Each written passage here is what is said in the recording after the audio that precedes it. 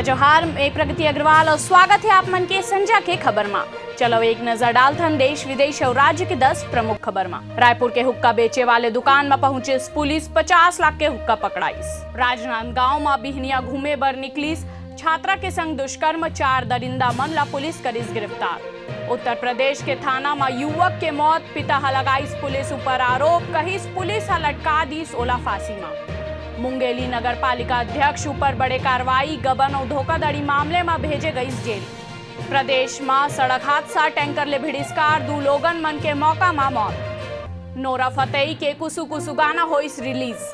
हरियाणा के गांव में बीमार पड़े ले 12 लोगन के मौत, जांच में जुटिस अस्पताल विभाग की टीम। तमिलनाडु में मौत बनकर बरसत है बादल, 12 लोगन के गईस जान।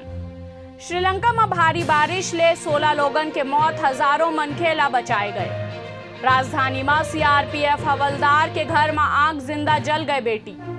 ऐसे ही तमाम जानकारी बर हमारे चैनल ला लाइक और सब्सक्राइब करना ना भूलू और नोटिफिकेशन बर बेल आइकॉन जरूर दबाऊ। आप मन देखो तो न्यूज़+21 आप मन के हक के बात।